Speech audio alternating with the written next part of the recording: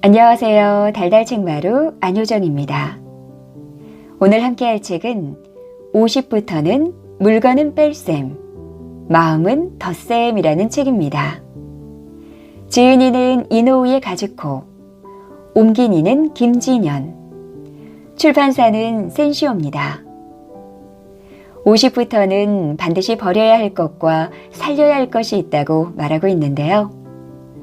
저도 책을 읽으면서 삶의 방향에 대해서 많은 생각을 해보게 되었습니다. 반드시 50대가 아니더라도 삶에 대해 어떤 것을 빼야 할지, 더해야 할 것은 무엇인지에 대해서 많은 인사이트를 얻으실 수 있을 겁니다. 오늘은 책 속 내용 일부를 함께 하겠습니다.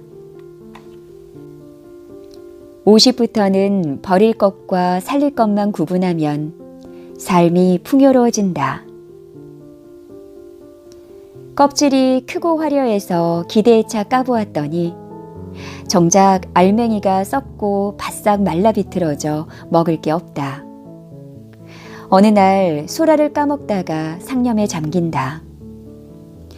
이거 마치 내 인생 같은데? 어느새 그런 나이가 되고 말았다.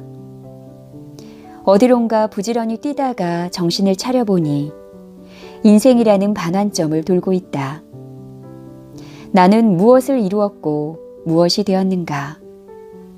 뭘 가지려고 발버둥 쳤고 뭘 가지지 못해 가슴 쳤는가? 50세라는 나이는 아직은 인생 후반부 혹은 노년이라고 하기에는 이를지 모른다. 하지만 이제 당신은 어떤 기로에 서 있다. 지금까지 어떻게 살아왔는지 한번 매듭을 지어보고 남은 시간을 어떻게 살아가는 게 좋을지 새로이 내다보기로 말이다. 이제부터는 체력도 열정도 꺾어지기 시작한다. 젊다고 자신했던 몸은 서서히 배신을 시작하고 의리와 우정으로 충천했던 친구들도 예전 같지 않다. 이제 뛰어오느라 가쁜 호흡을 가다듬으며 앞으로의 장기전에서 버틸 수 있는 힘을 비축해야 한다. 무엇보다 거추장스러운 것들을 벗어버리는 일부터 시작해보자. 사용하지도 않는 공간, 필요하지도 않은 물건들, 쌓아두기만 하고 버리지 못한 것들로부터 벗어나면 인생은 한결 홀가분해진다. 사지 않아도 될 것을 사지 않고 모으지 않아도 될 것을 모으지 않으면 일상은 덜 너저분하다. 바야흐로 뺄셈의 라이프 스타일을 시작해야 할 때다. 비단 물건에만 해당되는 얘기가 아니다. 그럴듯해 보이려고 얼마나 많은 껍데기를 덕지덕지 붙이고 살아왔는가. 마음에도 머리에도 인간관계에도 쓸모없는 일, 성가신 일에 휘말려 감정을 허비하고 쓸데없는 짐과 상처를 끌어안고 여기까지 왔다. 앞으로도 계속 그런 것들 때문에 인생이 휘둘리며 좌지우지된다면 어른으로서 정말 한심할 노릇이다. 정말 필요한 물건에만 둘러싸여 정말 하고 싶은 일을 하고 사는 것이야말로 앞으로의 인생을 즐겁고 충만하게 만들 수 있는 비결이다. 물건과 관계와 미련을 뺄셈했다면 이제부터 부지런히 덧셈을 해야 할 것이 있다. 바로 나만을 위한 시간, 나의 마음을 돌볼 여유, 그리고 나의 두 번째 커리어를 위한 노력이다. 살아보니 50세가 참 좋은 출발점인 이유가 있다. 여전히 무거운 짐을 지고 있기는 하지만 서서히 손가락 사이로 모래가 빠져나가듯 의무와 책임과 당위가 빠져나간다. 그런데도 앞으로 살아가야 할 세월은 장구하다. 이 빈틈을 무엇으로 채울지 열심히 궁리하지 않으면 자칫 아무 생각 없이 두 번째 소중한 인생 기회를 놓치고 만다. 이제까지 앞만 보고 달려왔다면 이제는 천천히 그 속도를 늦추면서 주변 경치도 돌아보고 무엇보다 달려오느라 지친 심신을 잘 정비해야 한다.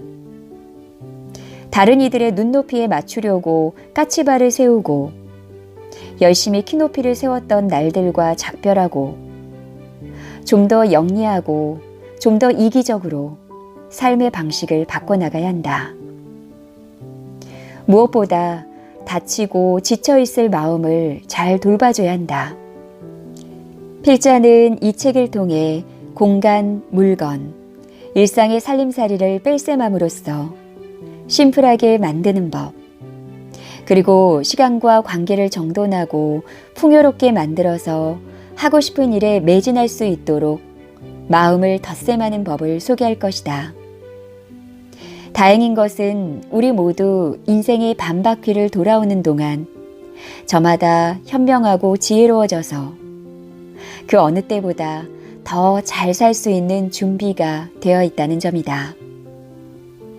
나의 작은 조언이 그저 삶을 설계하고 궁리하는데 작은 밑바탕 내지는 응원으로 작용한다면 더 바랄 나위가 없겠다. 먼저 지나온 사람으로서 건네는 당부의 말이니 가끔 너무 잔소리처럼 들려도 너그러이 용서해 주기 바란다. 앞으로 더욱 즐겁고 지혜롭고 아름다우며 생기 넘쳐질 당신의 인생에 기꺼이 감탄의 박수를 보낸다.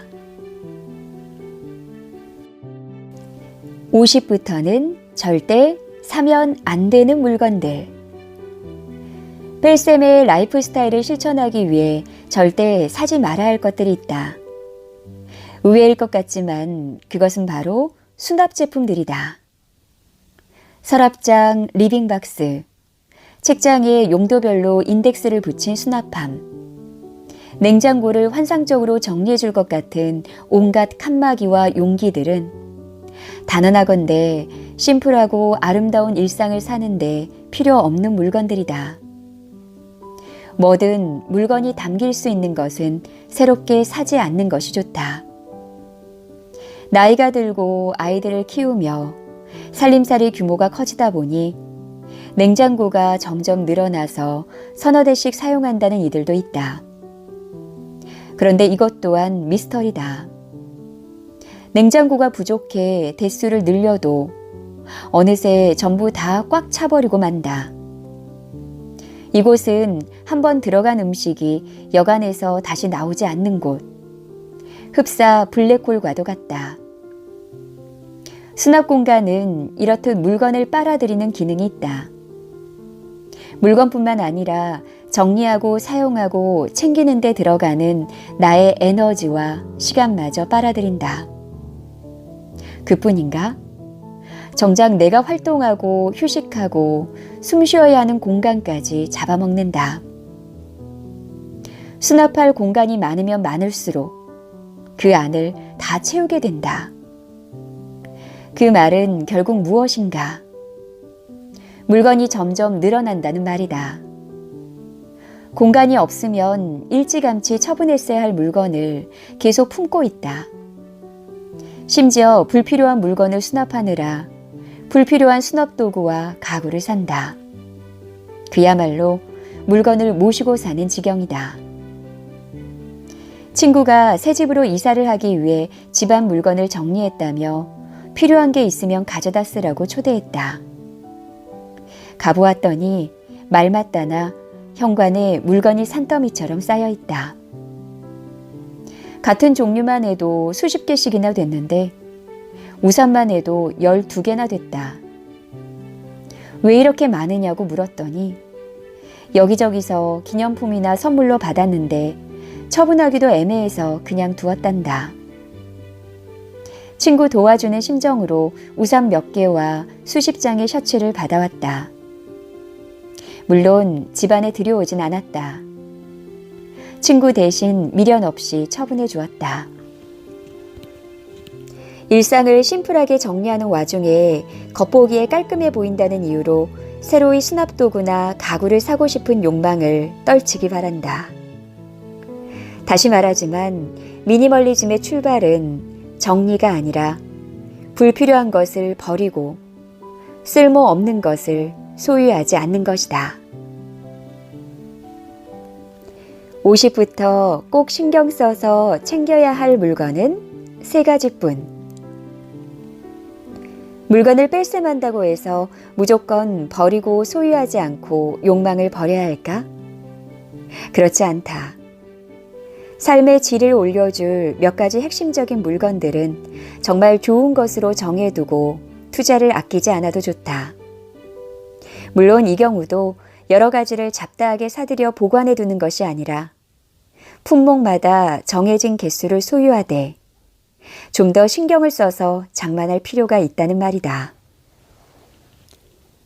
첫째, 속옷이다. 대중목욕탕에 가보면 연배가 지긋한 분들이 관리가 되지 않아 늘어지고 허름하고 변형된 속옷을 입고 있는 모습을 자주 보게 된다. 나이와 어울리지 않게 지나치게 화려하거나 몸매를 보정하기 위해 과도하게 조이는 속옷을 입은 모습도 본다.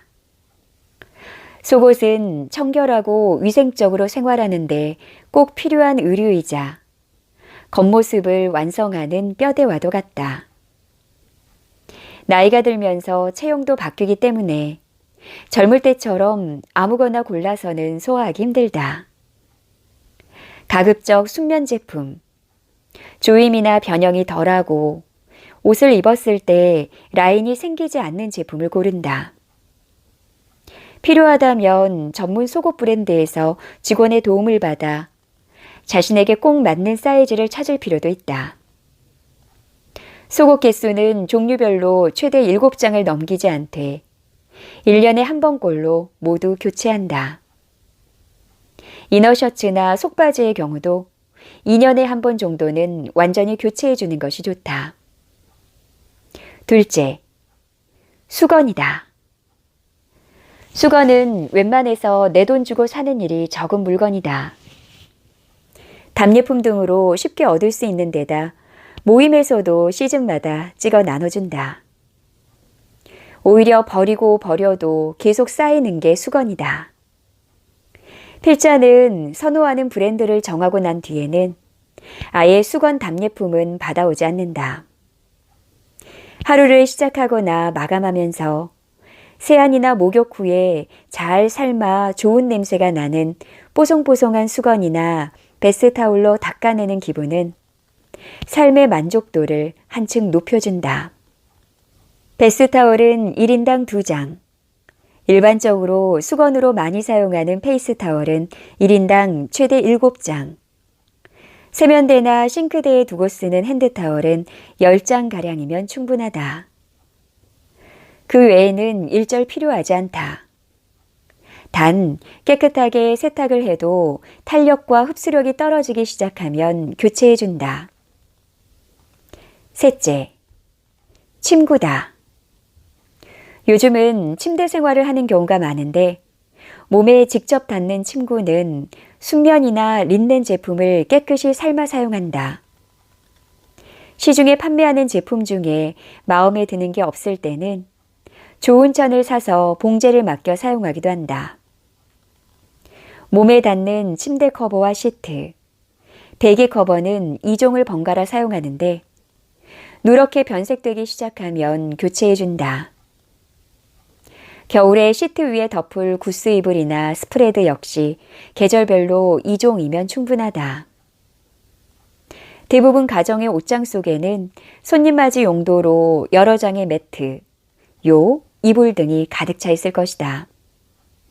하지만 여분은 한 벌 정도면 충분하다. 더 많은 손님들이 오게 된다면 침구 렌터를 이용하면 되겠지만 여간에서는 그런 일조차 거의 생기지 않는다. 독립적인 생활이 중요해지는 앞으로는 점점 더 그럴 것이다. 가족 행사를 많이 치러야 하고 번번이 친척들이 와서 묵고 간다면 모를까. 사용하지도 않는 침구들을 두고 지낼 필요는 없다.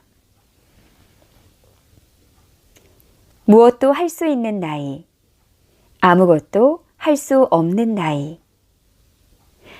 내가 네 나이였으면 세상에 못할 일이 없어.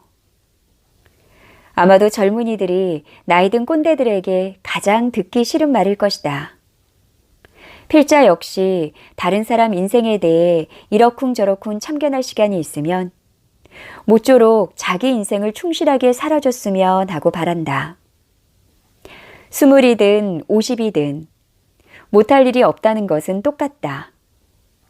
돌아보니 내게 50은 무엇도 할 수 있는 나이였다. 전업을 시작했고 처음 자격증을 따기 시작해서 평생 각교된 자격증을 모두 취득했으며 내가 살아가는 공간과 삶의 방식을 완전히 바꿨다. 대략 2-3가지 직업을 지속하는 동시에 새로이 개척하고 체험했다. 만약 그런 경험이 없었다면 지금 어떤 모습이 되었을까 상상하고 싶지도 않다. 만약 스스로 너무 나이 들어서 새로운 것은 아무것도 할 수 없다고 생각하고 무사히 은퇴하기만 기다리며 살았다면 어땠을까? 조금 오싹한 기분도 든다. 내가 그렇게 살아왔기에 부끄럽지만 당당히 말할 수 있다. 내일이 오지 않을 것처럼 맹렬한 기세로, 그러나 살아온 시간만큼 성숙하고 지혜롭게 세상 속을 유영하라고.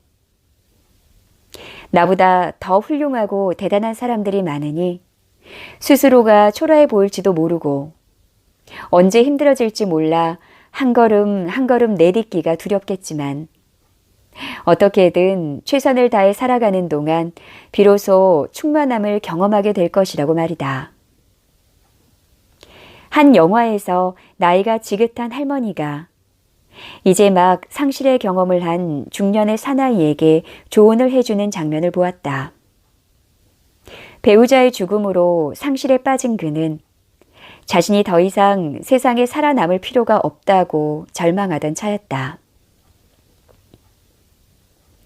한 노인이 아주 작은 씨앗을 뿌리고 그걸 열심히 가꾸네.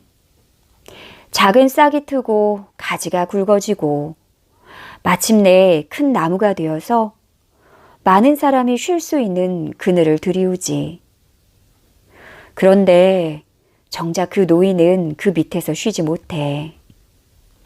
그걸 바라고 가꾼 것이 아니라네. 이것이 바로 세상이 아름다운 까닭이야. 자기가 쉴 수도 없을 나무를 가꾸고 키우는 사람이 존재하기에 말이네. 의기소침해지고 움츠러들기 시작하면 아무것도 할 수 없는 것처럼 느껴진다. 반면 작은 것에도 의미를 부여하고 용기를 끌어내서 무엇이든 시작하고 만들다 보면 그 어떤 것도 할 수 있는 추진력이 생긴다. 지금은 기쁘게도 바로 그런 나이다. 50에도 근육은 30대처럼 쌩쌩하다는 놀라운 사실. 동창회에 나가보면 뭔지 모르게 젊었을 때와 느낌이 비슷한 친구가 있고 어딘지 확 늙었다는 느낌을 주는 친구가 있다. 잔인한 얘기지만 가만히 보면 체중이 거의 늘지 않은 경우는 젊어 보이는 반면 그렇지 않은 경우는 확 늙어 보인다는 걸 알 수 있다. TV나 영화를 보면 멋지게 나이 든다는 것의 기준이 무엇인지 좀 더 분명해진다. 비록 눈가나 이마에는 주름이 졌어도 우아한 자태를 뽐내는 배우나 모델들을 보면 감탄이 절로 나온다. 어떤 면에서는 젊을 때보다 더 원숙한 매력을 풍기기도 한다. 그런 이들의 공통점 역시 체중을 적절히 잘 관리하고 있다는 것임을 알 수 있다. 같은 배우인데 촬영이 없는 휴식기에 몸이 확 불어난 모습을 찍은 파파라치 사진 등을 보면 확연히 나이가 들어 보인다. 50을 경계로 이제 나이 들 일만 남은 우리에게 큰 위안이 되는 얘기가 있다. 피부에 주름이 지고 머리칼이 하얘지는 등 겉모습은 노화라는 과정을 필연적으로 경험한다. 그런데 예외가 하나 있다. 바로 근육이다. 근육은 늙지 않는다. 다만 우리가 잘 관리하지 않아 퇴화할 뿐이다. 60에서 70대에 보디빌딩 대회에 나가는 이들의 얘기가 심심치 않게 소개되곤 하는데 근육은 늙지 않는다는 특성 덕분이다. 나이가 들어서도 팔이나 어깨, 등의 살이 늘어지지 않고 멋진 근육이 붙어 있어서 크루즈 여행 등에서 등이 파인 드레스를 입고 멋지게 춤을 추는 모습을 상상해 보면 기분이 좋아진다.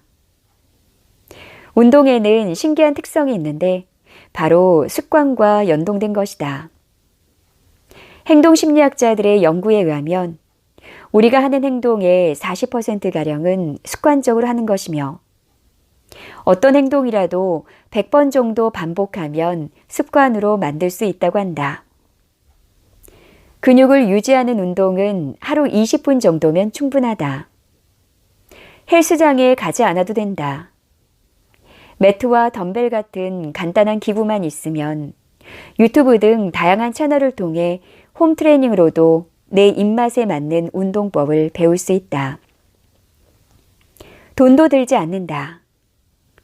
설렁설렁 흉내만 내더라도 눈을 딱 감고 100일만 지속해본다. 어쩌다 하루 걸렸다 해도 처음부터 다시 시작하지 말고 그냥 계속한다.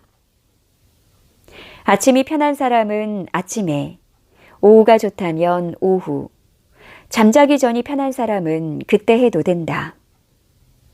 근력 운동이 좋은 점은 이렇게 만들어진 근육이 신진대사를 높이기 때문에 가만히 있는 시간에도 칼로리를 소모시켜주는 일종의 발전소 역할을 한다는 점이다. 근력 운동을 하게 되면 실제 몸무게는 늘어나게 되는데 같은 부피라 해도 지방에 비해 근육이 더 무게가 나가기 때문이다. 또한 관절이나 뼈 주변을 강화시켜 통증이나 근골격 질환을 예방해주는 효과도 있다. 나이가 들수록 근력 운동을 꼭 해야 하는 이유다. 지금까지 달달 책마루였습니다. 물건은 뺄셈하고 마음은 덧셈하는 하루하루 보내셨으면 좋겠습니다. 그리고 책과 함께한 이 시간이 유익하셨다면 구독과 좋아요도 부탁드립니다. 고맙습니다.